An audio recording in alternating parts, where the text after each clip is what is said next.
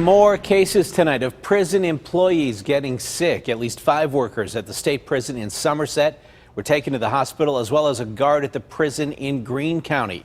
All 25 of Pennsylvania state prisons remain on lockdown as they try to get a handle on synthetic drugs. David Highfield is live with more on what happened tonight. David. Ken, this has been going on across the state, and we're going to get to that case in Greene County in just a moment. But first, I want to talk about what happened tonight at the prison in Somerset. 5 employees affected by this, 3 of them at dinner time and 2 later on. State prisons in Pennsylvania under lockdown. No visitors, no mail. Prisoners not even allowed out of their cells. That's after more than 24 prison workers had some degree of chemical reaction. Just tonight, 3 employees got sick while passing out dinners to inmates at the prison in Somerset. They opened a cell door and saw inmates smoking an unknown substance. Soon, they felt dazed, ill, and flushed, and had elevated heart rates. Then an officer trying to clear the air began feeling lethargic. A second officer was taken away for evaluation. Also tonight, a guard at SCI Greene was taken away to the hospital.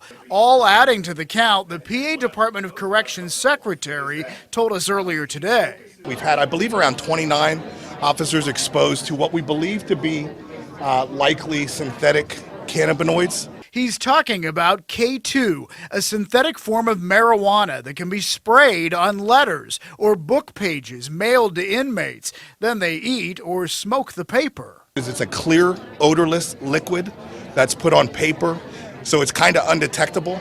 So what we've really been doing is putting a push on making sure staff are trained in using the protective equipment.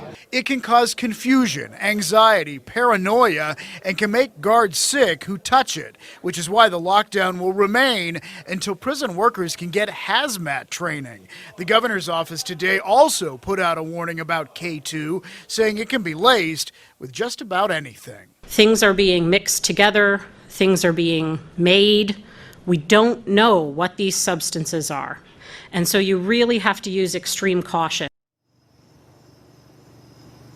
Well, let's get back to the case tonight from the state prison in Greene County. This is a bit of a mystery. This was an officer who was teaching a class in personal protective equipment. He began to sense a metallic taste in his mouth, so they took him to the hospital. But the odd thing about this was he was never in any direct contact with any inmates or their belongings.